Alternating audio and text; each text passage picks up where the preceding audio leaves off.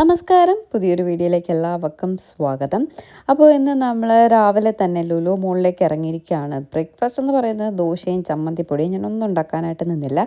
ഉച്ചയ്ക്ക് കഞ്ഞിയും പയറും കൂടി റൈസ് കുക്കറിൽ ഇട്ടിട്ടാണ് വന്നത്. ഉച്ചയ്ക്ക് കഴിക്കാൻ നേരമാകുമ്പോൾ ഒന്നുകൂടെ തിളപ്പിക്കുമ്പോഴേക്കും കഞ്ഞി റെഡി ആട്ടോ. ഇന്നെന്തായാലും പുറത്തുനിന്നൊന്നും കഴിക്കണ്ടെന്ന് കരുതി ഞാനും ഡയറ്റിലാട്ടോ. ഞാൻ ഡയറ്റിലായത് കൊണ്ടാണ് പുറത്തുനിന്ന് കഴിക്കണ്ടെന്ന് കരുതിയത്. എന്നും പുറത്തുനിന്നല്ലേ കഴിക്കുന്നത്. അപ്പോൾ ഇന്ന് വീട്ടിൽ നിന്ന് കഴിക്കാമെന്ന് കരുതി. അങ്ങനെയാണ് കഞ്ഞിയെങ്കിൽ കഞ്ഞി. ഏട്ടന് കഞ്ഞി ഭയങ്കര ഇഷ്ടമാണ്. വേദയ്ക്കാണെങ്കിൽ കഞ്ഞി എന്ന് കേൾക്കുമ്പോഴേ ദേഷ്യമാണ്. എനിക്കും അതെ കേട്ടോ. അപ്പോൾ എന്തായാലും ഇന്നൊരു ദിവസം കഞ്ഞിയൊക്കെ കഴിക്കട്ടെ എന്ന് കരുതി. വല്ലപ്പോഴൊക്കെ മിക്കവാറും കഞ്ഞി വെക്കാറുണ്ട്. ജോലിക്കും എളുപ്പമുണ്ടേ. അങ്ങനെ രാവിലെ തന്നെ ഇറങ്ങി. ട്രിവാൻഡ്രത്തൊക്കെ നല്ല മഴയാണ്. നിങ്ങളുടെ നാട്ടിൽ മഴയുണ്ടോയെന്ന് കമൻറ്റ് ചെയ്യൂ. കുട്ടികൾക്ക് സ്കൂൾ തുറക്കാൻ സമയമായി. സ്കൂൾ തുറക്കാൻ നേരമായപ്പോൾ കറക്റ്റ് മഴയും സ്റ്റാർട്ട് ചെയ്തിട്ടുണ്ട്. അതുപോലെ നിങ്ങൾക്ക് മഴയാണോ വെയിലാണോ കൂടുതൽ ഇഷ്ടം? എനിക്ക് മഴയാണ് കൂടുതൽ ഇഷ്ടം. വെയിലിനെക്കാട്ടിയും മഴ തന്നെയാണ് എനിക്ക് എപ്പോഴും ഇഷ്ടം. പിന്നെ ഒരുപാട് മഴയാകുമ്പോൾ വെള്ളപ്പൊക്കവും കാര്യങ്ങളൊക്കെ വരുമ്പോൾ അതൊരു ബുദ്ധിമുട്ടല്ല. അത് വേറെ കുഴപ്പമൊന്നുമില്ല. പിന്നെ ട്രിവാൻഡ്രത്തെ സംബന്ധിച്ചിടത്തോളം അങ്ങനെ വെള്ളപ്പൊക്കം വരുമെന്നുള്ള വലിയ പേടിയൊന്നുമില്ല കേട്ടോ. ട്രിവാൻഡ്രത്തും വെള്ളം കയറുന്ന സ്ഥലങ്ങൾ ധാരാളം ഉണ്ട്. എങ്കിലും ആലപ്പുഴ, എറണാകുളം പോലെയൊന്നും അത്രയും നമ്മൾ മഴ വരുമ്പോഴേ പേടിക്കേണ്ട ആവശ്യമില്ല. മാറാണ്ട് ഇങ്ങനെയൊക്കെ നിൽക്കുമ്പോഴാണ് നമ്മൾ പേടിക്കേണ്ട കാര്യം. പിന്നെ എൻ്റെ വീടിരിക്കുന്ന സ്ഥലത്ത് ഒരു കാലത്തും വെള്ളപ്പൊക്കം വരത്തില്ല കേട്ടോ. അത്രയും പൊക്കത്തിനാണ് ഇരിക്കുന്നത്. പിന്നെ മണ്ണുങ്ങാനും ഇടുങ്ങി വീണാലേ ഉള്ളൂ കേട്ടോ. മനോജ് ഒരുപാട് ക്ഷീണിച്ചെന്ന മനോജിനെ നേരിട്ട് കാണുന്നവർ പറഞ്ഞു കേട്ടോ. കുറേ നാളിന് ശേഷം നിങ്ങൾ ഇന്നല്ലേ വീഡിയോയിൽ കാണുന്നത്. ആണോ മനോജ് ഒരുപാട് ക്ഷീണിച്ചോ? എന്തോ നമ്മളെന്നും കാണുന്നത് കൊണ്ട് നമുക്കറിയത്തില്ല.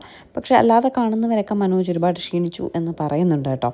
അതിന് നേരെ വീഡിയോയിൽ വന്നാലല്ലേ മുമ്പത്തുള്ള മനോജിനെ ഇപ്പോഴത്തെ മനോജിനെ നിങ്ങൾക്ക് അറിയാൻ പറ്റുള്ളൂ. അത് വേറെ കാര്യം. കയ്യിൽ കിട്ടിയ അവസരത്തിൽ ഞാനൊന്ന് വീഡിയോ എടുത്തു എന്നേ ഉള്ളൂ കേട്ടോ.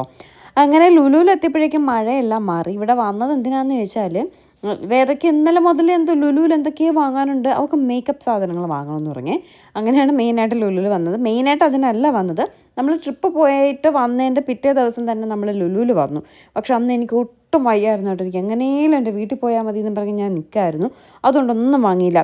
ട്രിപ്പ് പോയപ്പോൾ എൻ്റെ ബാഗ് പൊട്ടിയത് നിങ്ങൾ കണ്ടല്ലോ. അതിനുശേഷം ഇതുവരെ വാങ്ങിയില്ല കേട്ടോ. ഓൺലൈനൊക്കെ തപ്പിയില്ല എന്നുള്ളതാണ് സത്യം. ഓൺലൈന് തപ്പാനുള്ള സമയം കിട്ടിയില്ല. അപ്പോൾ എന്തായാലും ഇന്ന് ഇങ്ങോട്ട് വന്ന് എന്തായാലും ഒരു ബാഗും വാങ്ങി. വേദയ്ക്ക് സ്കൂൾ തുറക്കാൻ പോവാണ്. അതുകൊണ്ട് എന്തൊക്കെയോ വാങ്ങണമെന്ന് പറഞ്ഞാണ് വന്നത്. അങ്ങനെ ആദ്യം നമ്മൾ മോച്ചിയിൽ കയറി, മെട്രോയിൽ കയറി, ഇപ്പുറത്തെ ലെതർ ബാഗിൽ കയറി. ഒരിടത്തും എനിക്ക് ഇഷ്ടപ്പെട്ട ഒരു ബാഗും കണ്ടില്ല കേട്ടോ. പിന്നെ നേരെ ലുലു ഫാഷനിൽ പോയി. അന്ന് വന്നപ്പോൾ ലുലു ഫാഷനിലെ ബാഗൊക്കെ കിടക്കുന്നുണ്ടായിരുന്നു.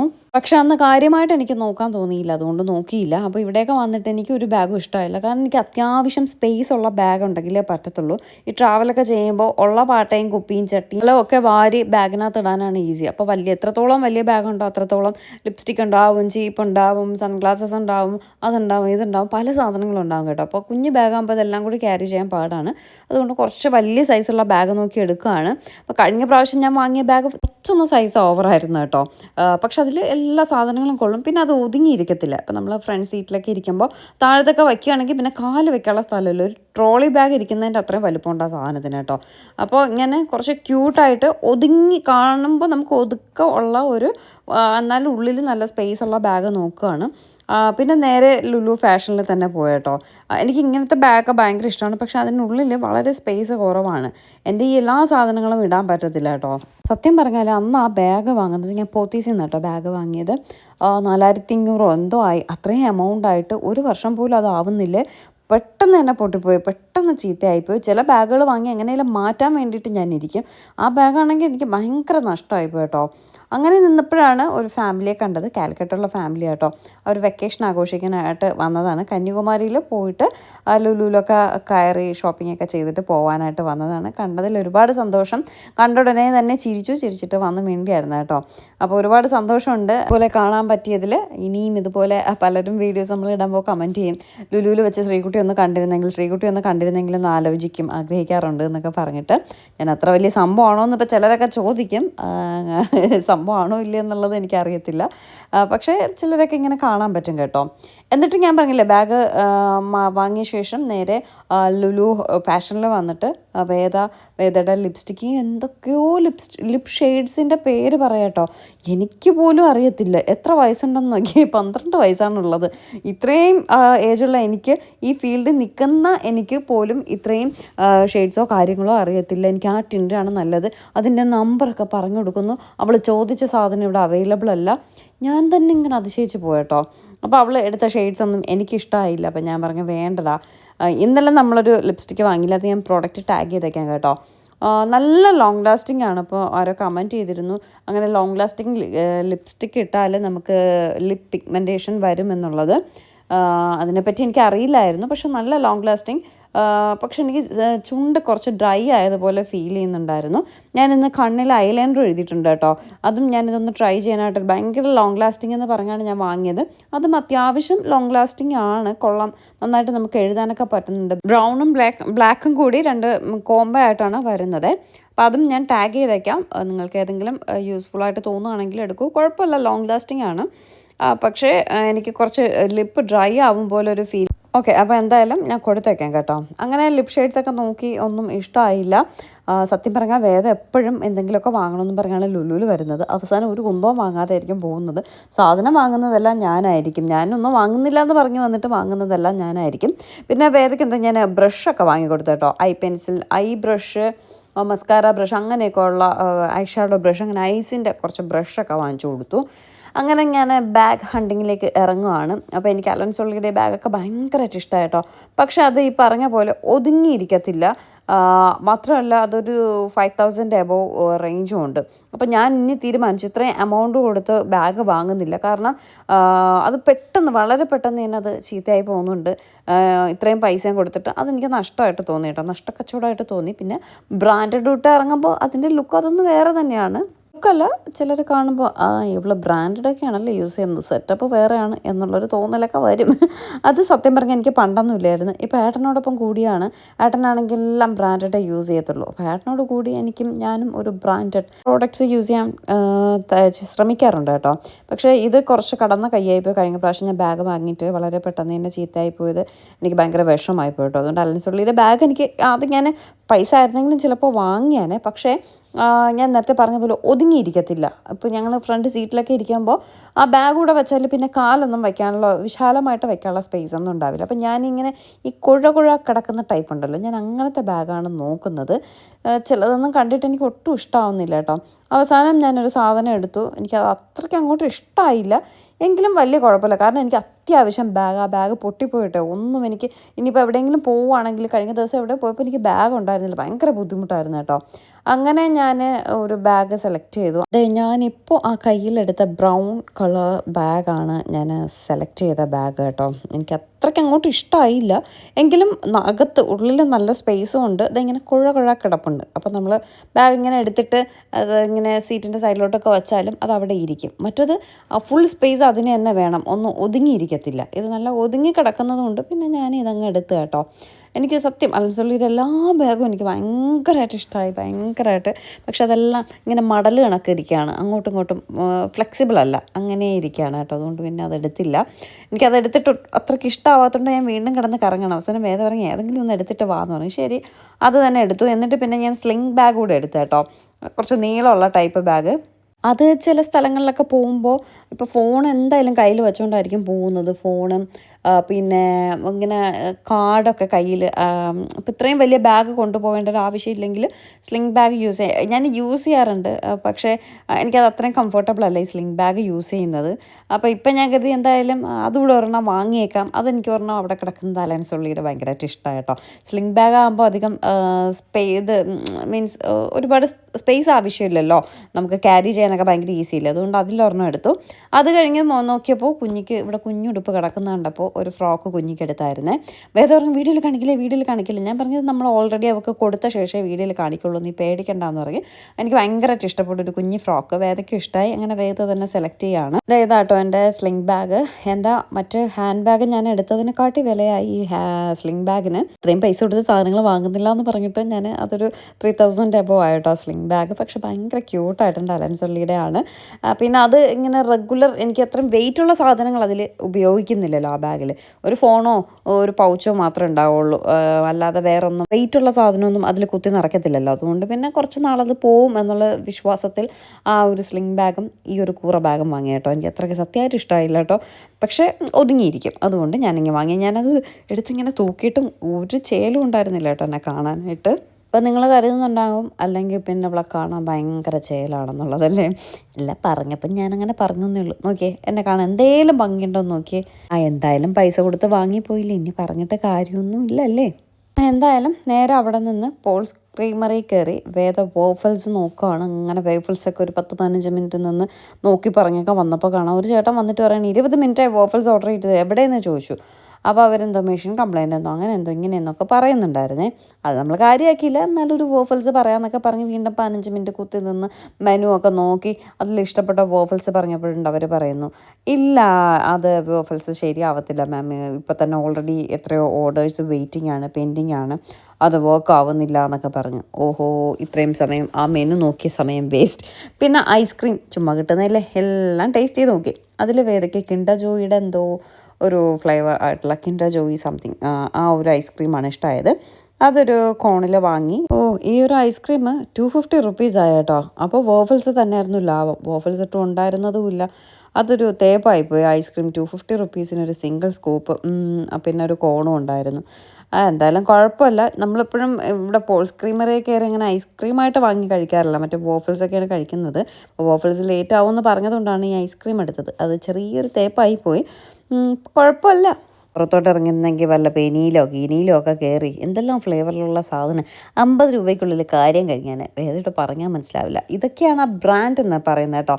പോൾസ് ക്രീമറി അതൊരു ബ്രാൻഡാണ്. ആ ബ്രാൻഡിന് ഇത്ര വില അവർ ചോദിക്കുന്നു, നമ്മൾ കൊടുക്കുന്നു, വാങ്ങുന്നു, കഴിക്കുന്നു. അത് കഴിക്കാൻ ആളുണ്ട്. ഇതുപോലെ തന്നെ നമ്മുടെ വസ്ത്രയുടെ കാര്യം കേട്ടോ. നമ്മളൊരു സാധനം വിൽക്കുന്നു, നമ്മൾ ചോദിക്കുന്ന വില കൊടുക്കുന്നു, പറയുന്നു, അവർ തരുന്നു, നമ്മൾ സാധനം കൊടുക്കുന്നു. അതുപോലെ ചിലർ അതിനും കുറച്ചിടും, ചിലർ അതിലും കൂട്ടിയിടും. ഇതെല്ലാം സെയിലാവുന്നുമുണ്ട്. അതൊക്കെ ഓരോരുത്തരുടെ കഴിവല്ലേ. ഇതൊക്കെയാണ് ബിസിനസ് എന്ന് പറയുന്നത്. എല്ലായിടത്തും ഉള്ളത് തന്നെ കേട്ടോ. പക്ഷേ ഈ ഒരു സിംഗിൾ സ്കൂപ്പ് ഐസ്ക്രീം 250 രൂപ കുറച്ച് കൂടിപ്പോയി കേട്ടോ. പോട്ടെ.